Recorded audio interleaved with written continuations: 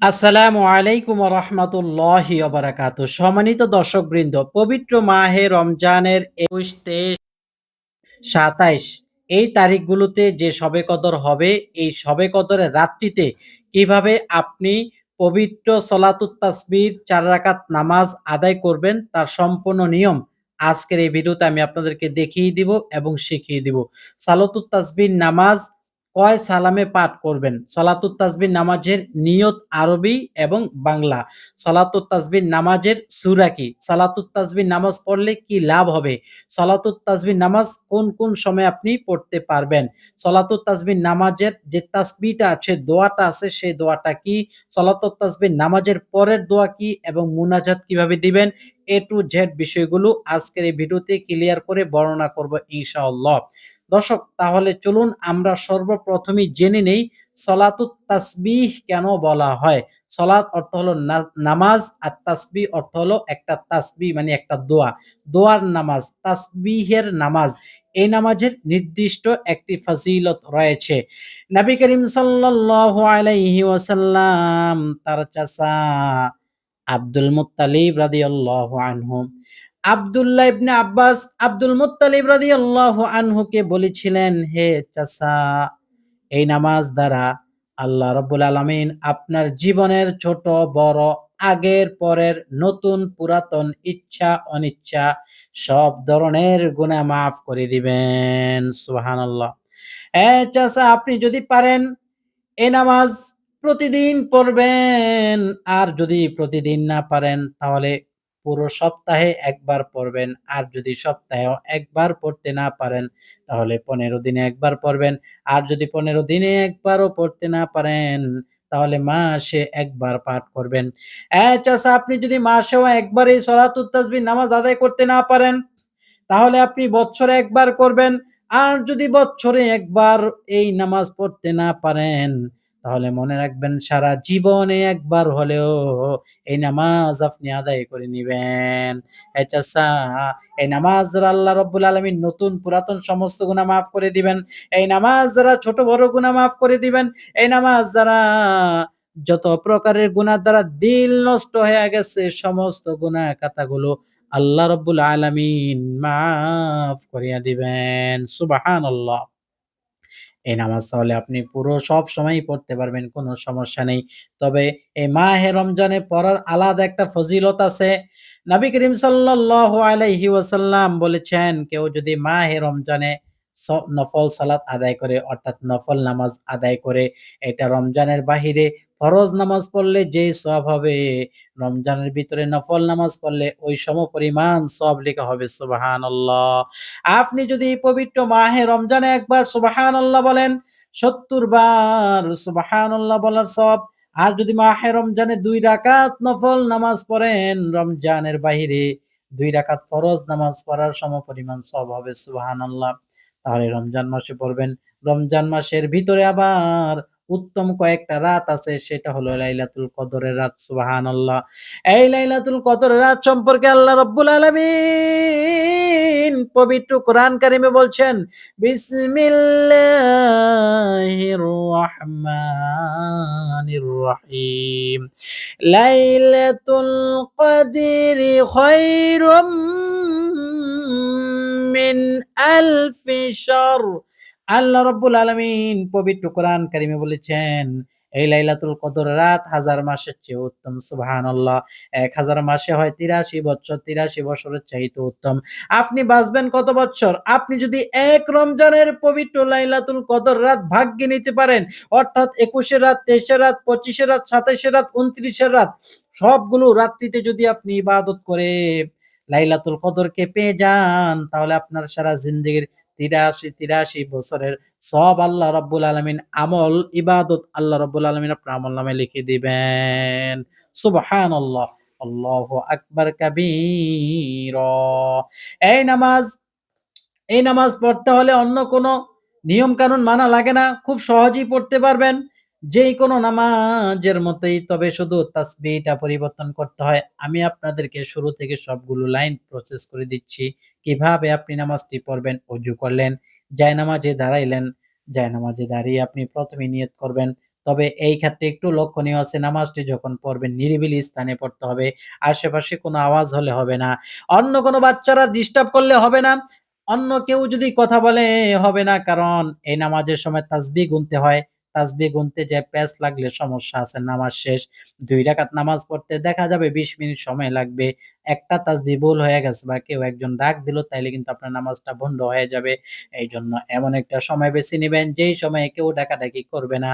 অথবা রাত্রের বেলায় আপনি নামাজটি পড়বেন রাত ১০ টার পরে। কেউ ডাক দিবে না, দরজায় নক করবে না, কেউ আপনাকে খবর নিবে না। নিরিবিলি স্থানে দাঁড়িয়ে সবাই যখন ঘুমায়, ওই সময় যদি নামাজটি পড়তে পারেন, নামাজটি গণনাটা ঠিক থাকবে। ৩০০ বার তাসবিহটা পড়তে হয়, সুন্দরভাবে তাসবিহগুলো গণনা করতে পারবেন। আল্লাহু আকবার কাবীরা সুবহানাল্লাহি ওয়া বিহামদিহি সুবহানাল্লাহিল আযীম। আপনি যখন তাসবিহগুলো বর্ণনা করবেন, তখন খুব ধ্যানের সাথে তাসবিহগুলো বর্ণনা করতে হবে। না হয় আপনি তাসবিহগুলো বলে যাবেন। নিরিবিলি জায়গা বাছার পর আপনি জায়নামাজে দাঁড়াইয়া ১ম এ নিয়ত করবেন আরবিতে। যদি আরবিতে না পারেন তাহলে বাংলায় করবেন। আরবিতে আমি নিয়তটি বলে দিচ্ছি, নাওয়াইতু আন উসাল্লিয়া লিল্লাহি তাআলা আরবা'a রাকাআতি সালাতিত তাসবিহ নাফলি তাআলা মুতাওয়াজ্জিহান ইলা জিহাতিল কাবাতিশ শরীফাতি আল্লাহু আকবার। আরবিতে পারেন না, কোনো সমস্যা নাই। আরবিতে শেখারও আর প্রয়োজন নাই। বাংলায় করেন। আমি সালাতুত তাসবিহ ৪ রাকাত নফল নামাজ আদায় করিতেছি। আল্লাহু আকবার। এই নামাজটি এক সালামে পড়তে হয়। ২ রাকাত করে পড়লে হবে না। ৪ রাকাত নামাজ এক সালামে পড়তে হয়। তার মানে হলো এক নিয়তে পড়তে হয়। আপনি ২ রাকাত করে ৪ রাকাত বানাবেন এমনটা হবে না। ৪ রাকাত নামাজ এক সালামে পড়তে হয়। জামাতে পড়লে হবে না। অনেক জায়গায় দেখা যায় মহিলারা জামাতে পড়ে, হবে না। অনেক জায়গায় দেখা যায় মহিলাদেরকে শিখাইয়া দেয় পাশে থেকে আরেকজন, সেটাও হবে না। পুরুষদেরকে শিখাইয়া দিলে হবে না। পুরুষরাও যদি মসজিদে যাইয়া জামাতে পড়ে হবে না। এই নামাজ সম্পূর্ণ নিজে একাকী পড়তে হয়। হয়তোবা আপনি এতটুকু করতে পারেন। আগে এই নামাজটি শিখে তারপর আপনি নিজে, নিজে পড়তে পারেন। কিন্তু আপনার নামাজ চলাকালীন পাশে থেকে কেউ বলে দিবে, কেউ শিখাইয়া দিবে, ওইভাবে আপনার নামাজটি সহি হবে না। তাহলে আমরা নামাজের নিয়ত করে ফেললাম। নিয়ত করার পরে আমরা জায়নামাজে দাঁড়াইয়া গেলাম। তারপরে সানা পাঠ করব। সুবহানাকাল্লাহুম্মা ওয়া বিহামদিকা ওয়া তাবারাকাসমুকা ওয়া তাআলা জাদ্দুকা ওয়া লা ইলাহা গায়রুক। এই সানা পাঠ করার পরে আউযুবিল্লাহ, বিসমিল্লাহ পাঠ করবেন। এরপর সূরাতুল ফাতিহা একবার পাঠ করবেন। এরপর যেকোনো একটি সূরা পাঠ করবেন। আপনি যদি লাইলাতুল কদরের সূরা পাঠ করেন এটা আরো ভালো।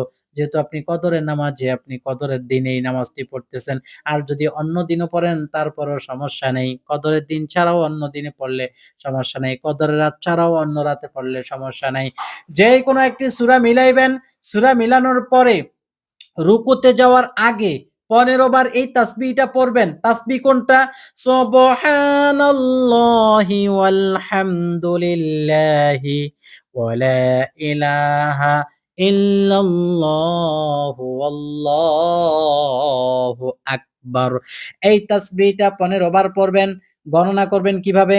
এই যে আপনার বাম হাতের উপরে ডান হাতটা, যখন আপনি গণনা করবেন, ১ম এ একবার গণনা করবেন তখন বৃদ্ধাঙ্গুলটা একটু বাম হাতের উপরে চাপ দিয়ে ধরে রাখবেন।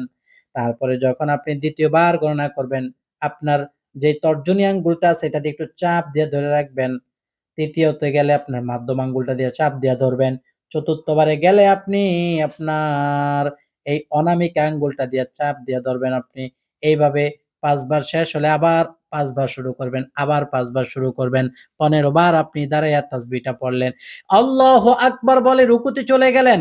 রুকুতে যাইয়া ১০ বার মনে রাখবেন রুকুর তাসবিহ আছে সুবহানা রাব্বিয়াল আযীম। ওই তাসবিহ ৩ বার পাঠ করার পরে ১০ বার পাঠ করবেন সুবহানাল্লাহি ওয়াল হামদুলিল্লাহি ওয়া লা ইলাহা ইল্লাল্লাহু আল্লাহু আকবার। এই তাসবিহটা আপনি পাঠ করলেন ১০ বার। এরপর সামিআ আল্লাহু লিমান হামিদা, রব্বানা লাকাল হামদ বলে দাঁড়াইলেন। দাঁড়াইয়া আবার পড়বেন ১০ বার সুবহানাল্লাহি ওয়াল হামদুলিল্লাহি ওয়া লা ইলাহা ইল্লাল্লাহু আল্লাহু আকবার। দাঁড়াইয়া ১০ বার পরে আল্লাহু আকবার বলে সেজদায় চলে গেলেন। সেজদায় যেয়ে পড়বেন সুবহান রাব্বিল আ'লা ৩ বার। এরপরে ১০ বার সুবহানাল্লাহি ওয়াল হামদুলিল্লাহি ওয়া লা ইলাহা ইল্লাল্লাহু আল্লাহু আকবার। আকবার, প্রথম সেজদা শেষ করে আপনি আল্লাহু আকবার বলে বসলেন। তার মানে আরেকটা সেজদা দিবেন। এটাকে বলা হয় ২ সেজদার মাঝখানে বসা। ২ সেজদার মাঝখানে বসে একটি দোয়া আছে। আল্লাহুম্মা গফিরলি ওয়ারহামনি ওয়াহদিনি ওয়ারযুকনি ওয়াআফিনি। সম্পূর্ণ দোয়াটা না পারলে রব্বি গফিরলি ওয়ারহামনি ওয়াহদিনি এতটুকুই পড়লে হবে। সালাতুত তাসবিহ নামাজটার নিয়মটা একেবারেই সহজ যদি বুঝতে পারেন। এইজন্য মনোযোগ সহকারে শুনতে হবে। আপনি যখন সিজদায় গেলেন, সিজদায় পড়ার পরে ২ সিজদার মাঝখানে আবারও ১০ বার পড়বেন। ১০ বার পড়া শেষ হলে আল্লাহু আকবার বলে আপনি আবার ২য় সিজদায় চলে গেলেন।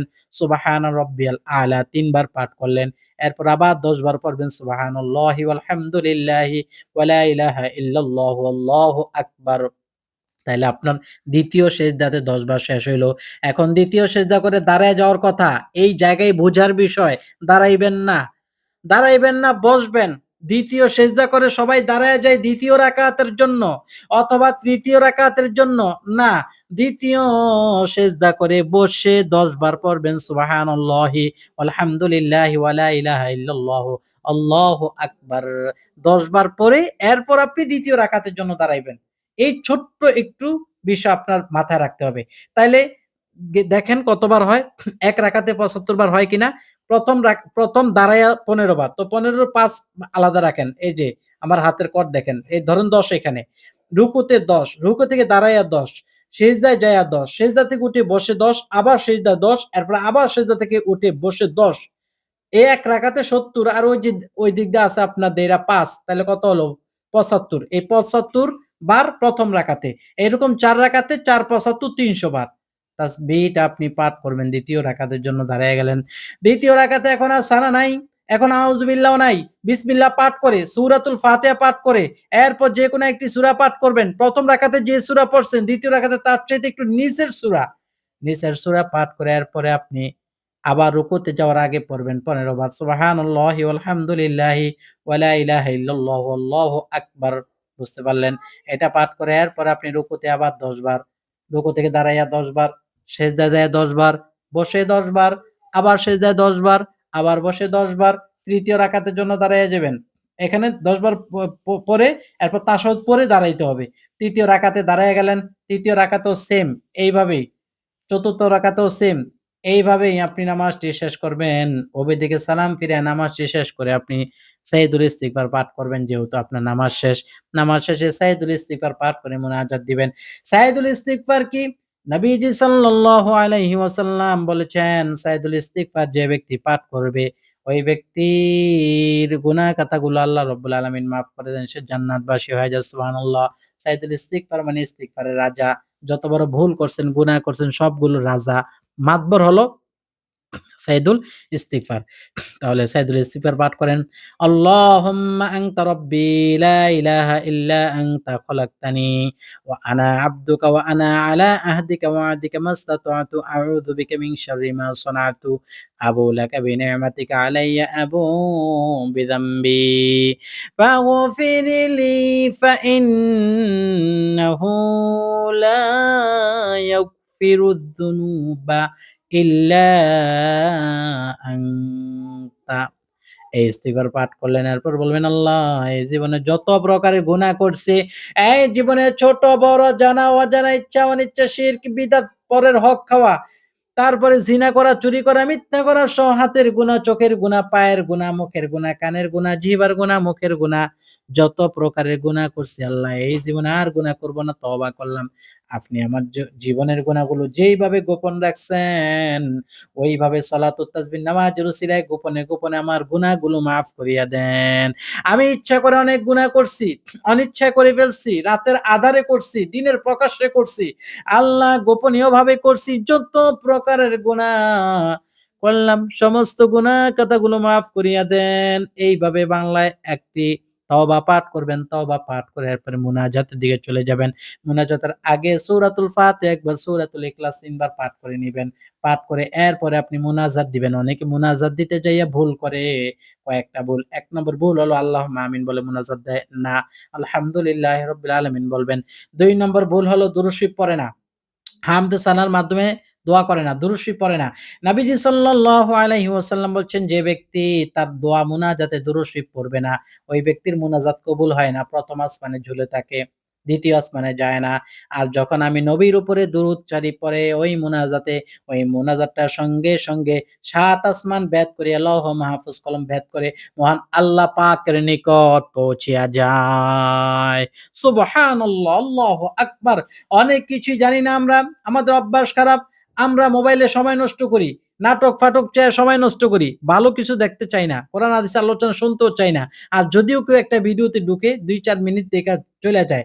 ভালো লাগে না, শয়তানে চুলকায়, "বাইরে যা, ভাল লাগে না, কি বলে না বলে, বের হয়ে যা।" আরে কত সুন্দর, সুন্দর জিনিস আপনি জানেন না। মুনাজাত দেন, সারা জীবন দিছেন, কবুল হয় না কেন? আবার নিজেরটা নিজেই বলে মুনাজাত দেই, কবুল হয় না কেন? এত দোয়া করি, কবুল হয় না কেন?